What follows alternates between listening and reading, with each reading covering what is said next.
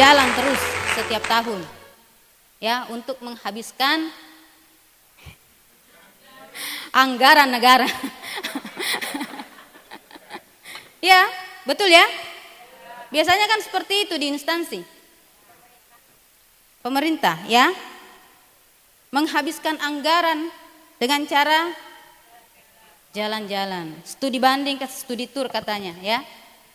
Ya, padahal sebenarnya menghabiskan anggaran negara. Saya sering iri. Adik saya sudah keliling Jawa, kok saya masih di Wajo saja. Ya, masih di Makassar saja. Jangankan Makassar. Makassar itu ya, dari Wajo ke Makassar itu ada sekitar kurang lebih 5 jam naik mobil. Dari Wajo saja ke Makassar itu bisa dikata mungkin 5 tahun sekali baru sampai di Makassar waktu itu. Ya, saya iri sama adik saya itu. Kenapa saya tidak bisa seperti itu? Padahal saya senang sekali jalan-jalan. Ya, senang sekali jalan-jalan. Saya selalu menyimpan dalam hati, kapan ya saya seperti itu? Terkadang, bukan lagi terkadang ya, hampir setiap malam, hampir setiap hari, saya membayangkan diri saya sudah ada di Borobudur. Saya melihat diri saya sudah ada di Jakarta. Saya melihat diri saya sudah ada di Bali. Saya sudah melihat diri saya ada di luar negeri.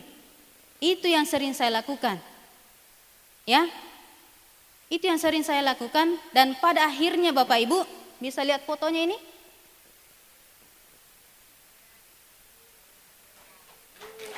Iya, Korea. Saya sudah pernah ke Korea lewat MGI. Tepuk tangan dulu buat MGI.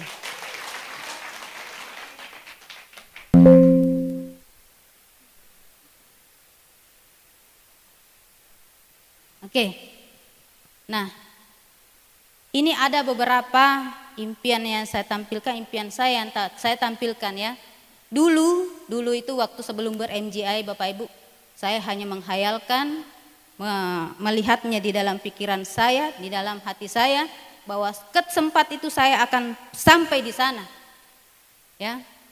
Tetapi pada akhirnya setelah ber-MGI, luar biasa. Yang tadinya mimpi saya itu di waktu kecil, ber-MGI, sudah bisa jalan-jalan keliling Indonesia. Bahkan melebihi adik saya. Ya. Iya, kalau adik saya itu menghabiskan anggaran negara, itu saya menghabiskan bonus dari MGI. Itu sebuah kebanggaan Bapak Ibu. Ya. Kita tidak merugikan negara kan?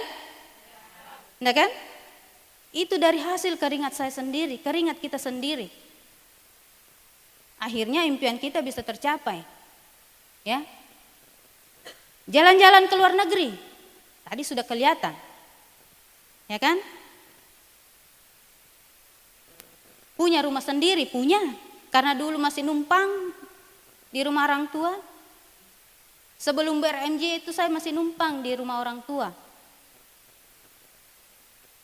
10 tahun. Sebelum ber-MGI tidak bisa beli rumah.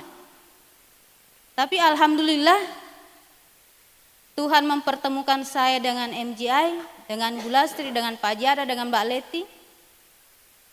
Alhamdulillah sudah punya rumah sendiri. Ya. Setelah ber-MGI, bertambah lagi impiannya. Apa itu? Menjadi top income. Saya tanya dulu, Bapak Ibu pernah memimpikan dirinya menjadi top income? Pernah? Pernah. Tapi apakah teman-teman melihat diri teman-teman ini berdiri di panggung ini sebagai top income? Melihat dirinya berdiri di panggung sebagai top income? Tidak. hanya pernah menginginkan menjadi top income. Ya. Tetapi Bapak Ibu perlu tanamkan di dalam hatinya, jangan hanya memikirkannya saja, jangan hanya mengatakannya saja dalam hati, tapi lihat diri Bapak Ibu berdiri di panggung, diberi penghargaan sebagai top income. Itulah yang saya lakukan selama ini. Dan akhirnya tercapai. Ya. Ada yang mau? Ada yang mau? Mau saja. Mau atau mau banget? Mau banget ya? Ya, karena menjadi top income itu saya rasa dompetnya sudah tidak bisa terlipat. Tidak muat uangnya. Ya. Beli apapun yang ingin kita beli. Sebelum ber-NGI Bapak Ibu, anak saya itu mau minum susu itu susah sekali. Bukan Pak, karena tidak ada uang, saking tidak adanya uang. Iya, sakit dompet, kena kanker. Iya, waktu itu. Ya. Tapi alhamdulillah dengan ber-NGI, susu apapun yang anak saya inginkan, saya insya Allah bisa membelikan untuk dia. Ya, dan anak itu Bapak Ibu, hari ini adalah hari ulang tahunnya.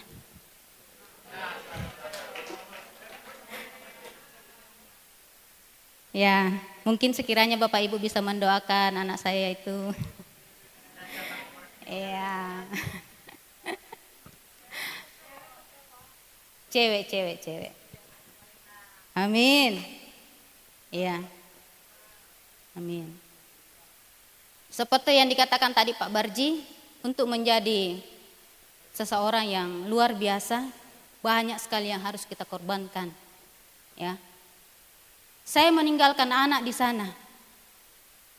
Yang harusnya hari ini saya berada di sampingnya, membersamai dia, tetapi saya harus meninggalkannya demi memberikan ilmu, membagi ilmu kepada teman-teman, membagi cerita kepada teman-teman di Jogja.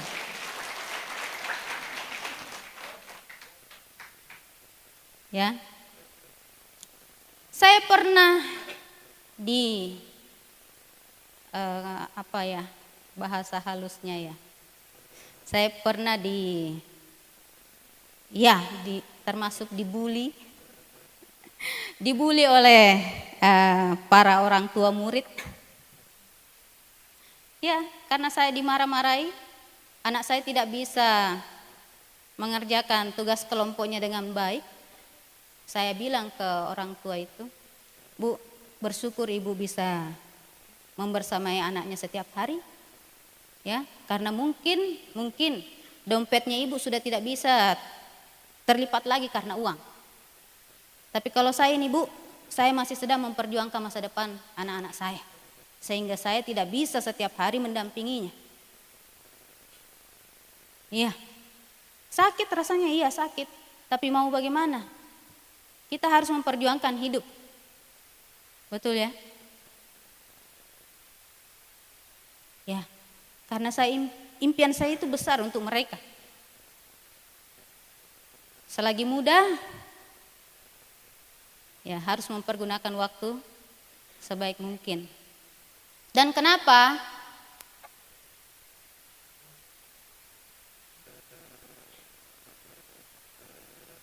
Next.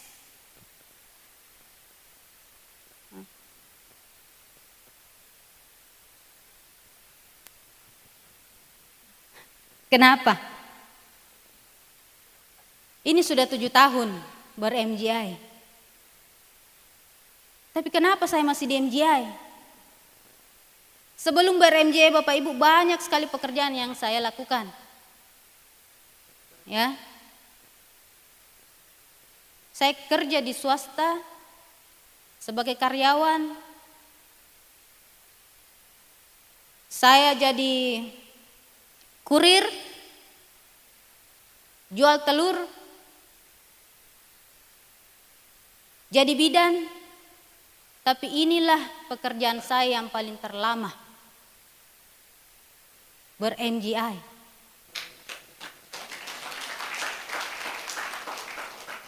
Kenapa Bapak Ibu?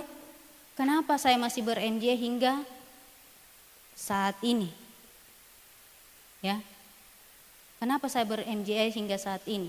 Karena ternyata impian saya adalah bahan bakar saya.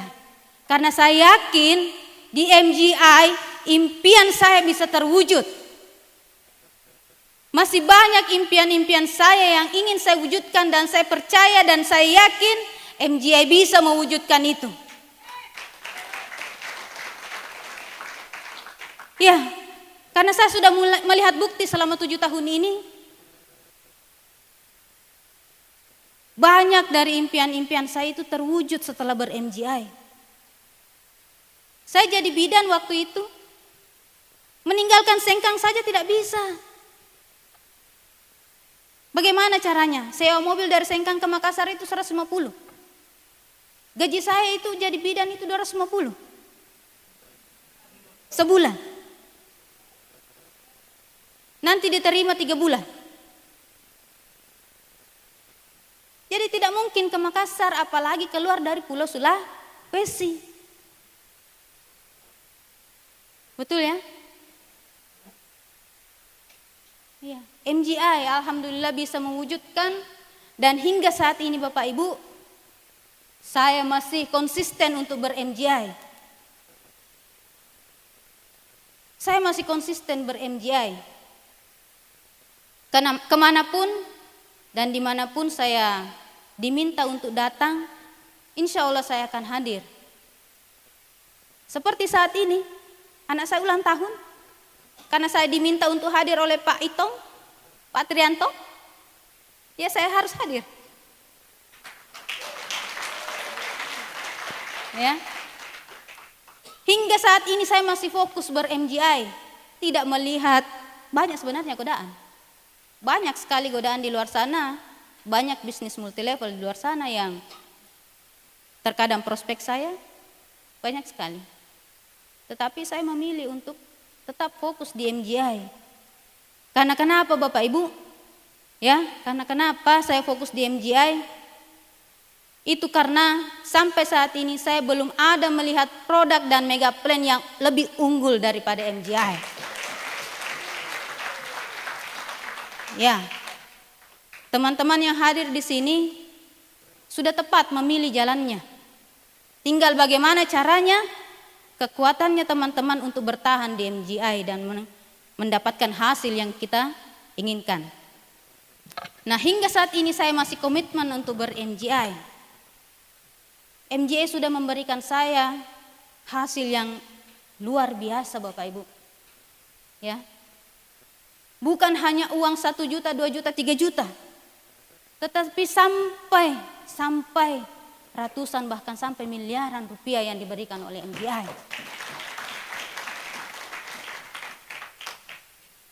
Ya. Dan makanya saya sampai saat ini saya masih menangguhkan diri saya tetap tangguh untuk menghadapi segala cobaan.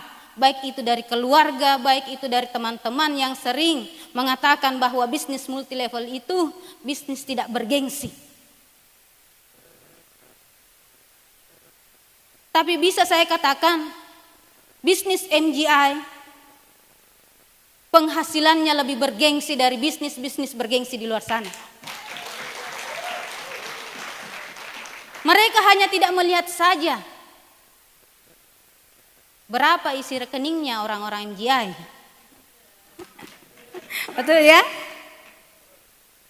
Iya. Teman-teman sekalian,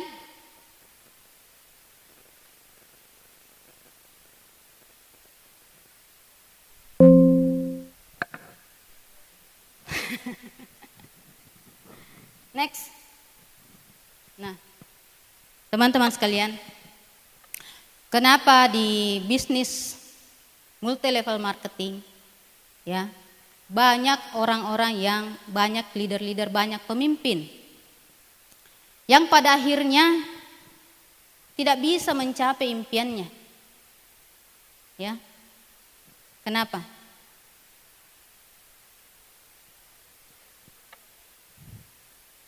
Ya, itu karena mereka di luar sana itu tidak bisa membedakan antara impian dan goals. Tujuan. Ya, Bapak Ibu, bermimpi, impian. Ya. Impian itu belum tentu goals. Tetapi kalau kita memiliki goals, artinya kita sudah memiliki impian. Ya. Impian itu bisa tercapai. Bisa tercapai, tetapi lama sekali. Itu yang saya rasakan dulu. Ya, karena kita bermimpi saja.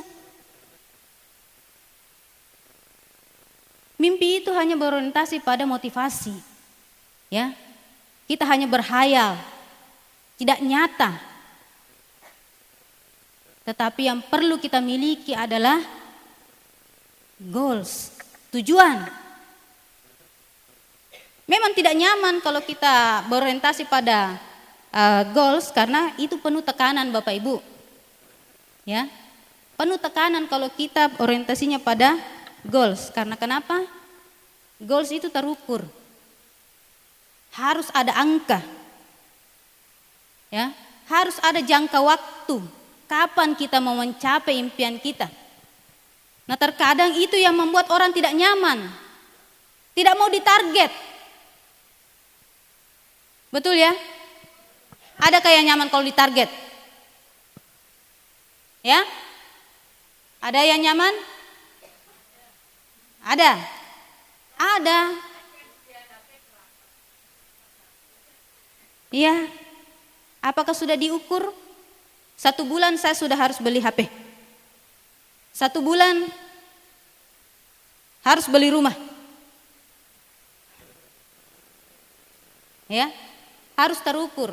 Harus ada nilai yang harus kita perhitungkan.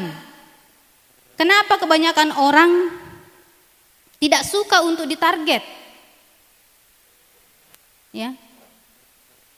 Kenapa? Ya, karena tidak mau susah. Tidak mau susah berpikir. Kenapa banyak orang Indonesia tidak sukses? Ya. Itu karena rata-rata orang Indonesia takut untuk menghadapi target. Betul ya? Memang tidak nyaman, tetapi dengan goals, dengan target, itu kita bisa mencapai impian-impian kita. Ya, yang tadinya mungkin air ya. Ya. Yang tadinya mungkin impian saya waktu masih kecil, bayangkan itu Bapak Ibu ya. Dari usia 10 tahun. Dari usia 10 tahun Bapak Ibu, nanti di usia saya yang 35 tahun sudah berkeliling Indonesia. Itu butuh waktu berapa lama? Ya. Tapi ber-MGI tidak mesti sampai selama itu Bapak Ibu. Ya, 1 tahun sampai 2 tahun, insya Allah impian Ibu akan terwujud.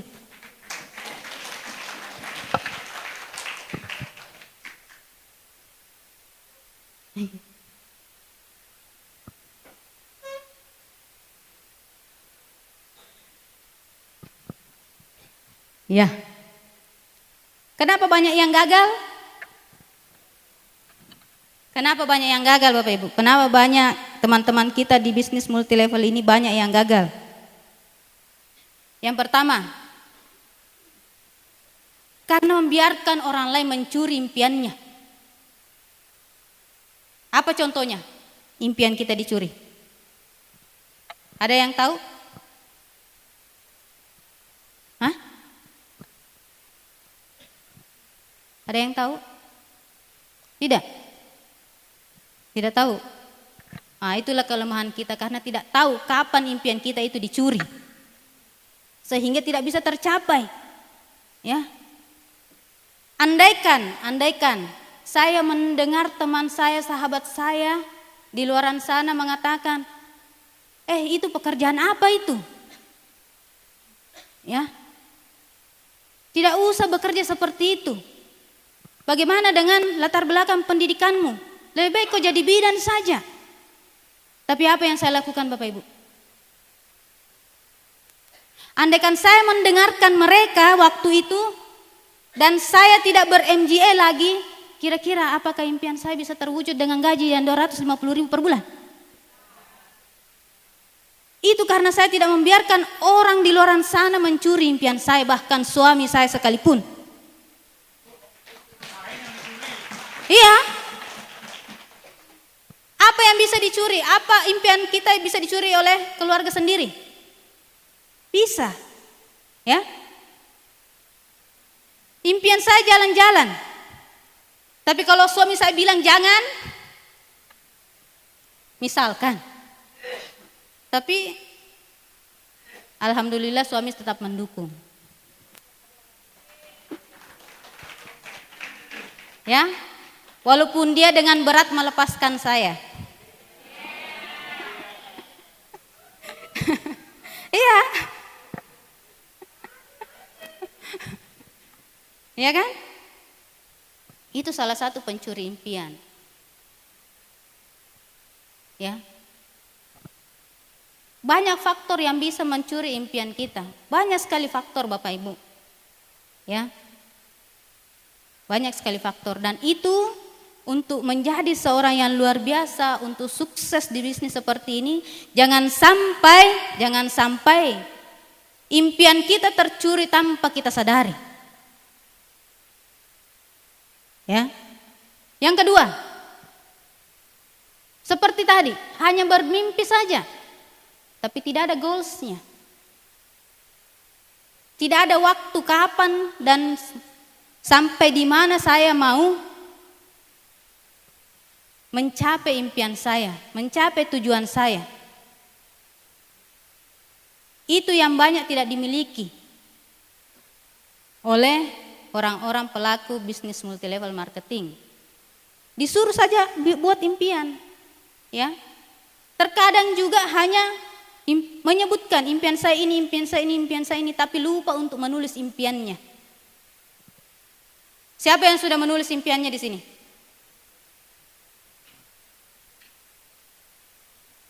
Iya, ada yang menulis tapi baru segelintir yang mengangkat tangan. Artinya yang lainnya tidak menulis impiannya kan? Betul ya? Makanya hingga saat ini masih berangan-angan terus, masih menghayal. Ya. Kemudian, karena tidak konsisten, ya, hari ini prospek, nanti prospeknya minggu depan lagi. Atau nanti prospeknya bulan depan lagi. Ada yang seperti itu? Nah, sedangkan di bisnis multilevel marketing, ya, minimal kita harus presentasi 15 kali dalam sebulan. Iya. Minimal 15 kali dalam sebulan.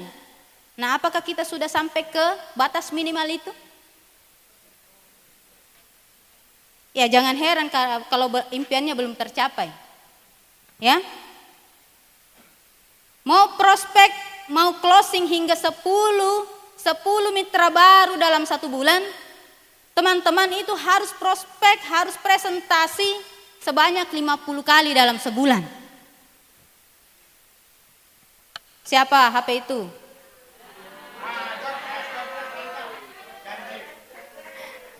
Saya dapat door prize ini ya. Berarti tadi sudah ada yang 2 door prize ya? Wah, 2, alhamdulillah, lumayan. dapat 2 door prize. Nah, yang keempat, karena komitmen yang lemah. Apa itu? Di mana itu komitmen yang lemah? Ya. Lemah, ada komitmen tapi lemah. Komitmen yang lemah, yang mengatakan, I will try, saya akan mencoba. Tapi sebatas itu saja, akan mencoba. Itu lemah, tidak ada kekuatannya. Saya akan coba. Ya, hari ini katanya, saya akan mencoba. Tapi besok tidak tahu, apakah sudah dicoba? Sudah dicoba? Belum, sampai saat ini belum dicoba. Ya. Komitmen yang kedua, I will do my best. Saya akan melakukan yang terbaik. Saya akan melakukan yang terbaik, tapi itu pun belum bisa dikatakan komitmen yang kuat. Itu masih lemah. Masih sekedar di mulut saja. Ya. Yang ketiga, saya akan melakukan apapun jalannya, bagaimanapun caranya untuk menjadi orang sukses. Apakah kita sudah menanamkan dalam diri kita? Boleh melakukan segala cara untuk menjadi sukses, tapi pesan saya Bapak Ibu, jangan sekali-kali melakukan atau menghalalkan segala cara untuk menjadi sukses. Ya? Seperti apa itu? Menjual produk dengan cara cicilan.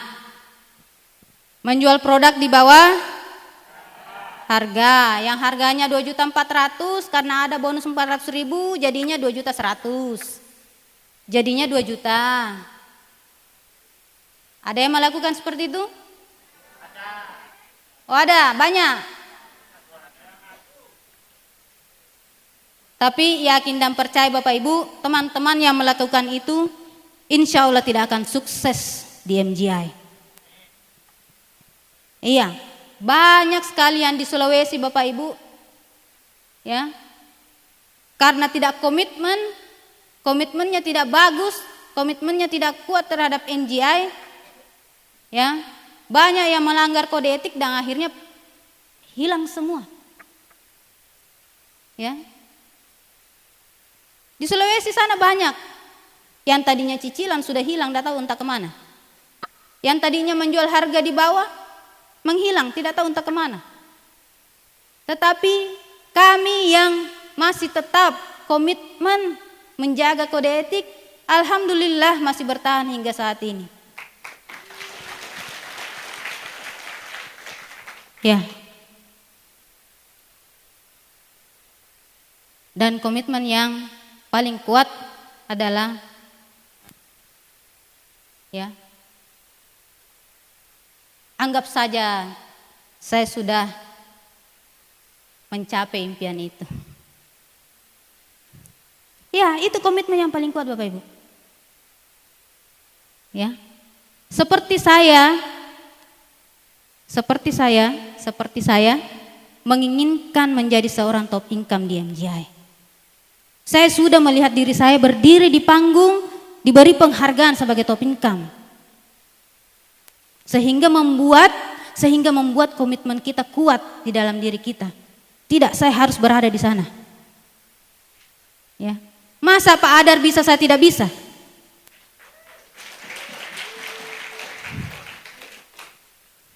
Walaupun beda jauh, setidaknya saya sudah mengikut kepada beliau. Iya kan? Iya. Makanya saya selalu dekat-dekat dengan beliau. Dekat-dekat dengan Ibu Sulastri, dekat-dekat dengan Mbak Leti, dekat-dekat dengan Pak Itong, Pak Yuli. Semua top income saya dekati. Supaya apa? Saya menjadi top income berikutnya. Ya. Nah, Bapak Ibu sekalian, impian itu sebenarnya hanya bahan bakar di awal dalam berbisnis multilevel marketing ya. Namun teman-teman harus menyusun goals-nya, mengerjakan goals-nya ya. Karena orang yang hanya sekedar menyusun goals-nya itu Bapak Ibu, itu juga tidak bisa sukses. Tetapi yang bisa sukses adalah orang-orang yang mengerjakan goals-nya. Ya, orang-orang yang mengerjakan goals-nya baru bisa dikatakan sukses. Nah, jangan pernah meng-cancel impiannya. Seperti apa itu? Saya ingin jadi top income. Tapi 2 hari, 3 hari, 1 minggu, 1 bulan katakan, sepertinya saya tidak bisa mencapai itu. Itu namanya meng-cancel. Karena apa? Impian itu adalah doa Bapak Ibu. Doa. Ya, apapun yang kita inginkan di dalam hati itu menjadi doa. Apapun yang kita ucapkan, apapun yang kita lakukan itu adalah doa. Ya. Impian itu adalah harapan. Ya. Makanya jangan berharap kepada manusia, berharaplah kepada yang memiliki segalanya di muka bumi ini. Karena hanya dialah yang bisa memberikan kita. Ya. Kemudian impian adalah keterikatan. Impian jika tidak memiliki goals itu hanya sekedar angan-angan saja. Tapi ketika impian dibarengi dengan goals, insya Allah itu akan menjadi pencapaian yang sangat luar biasa. Nah, teman-teman, impianmu itu adalah tujuan hidupmu. Kemanapun kakimu melangkah, maka impianmu akan mengikut di sana. Impianmu akan mengikut di sana.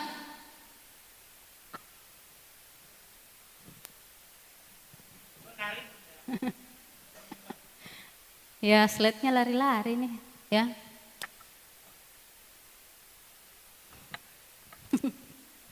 Impianmu adalah tujuan hidupmu, kemanapun langkahmu, impianmu akan mengikut.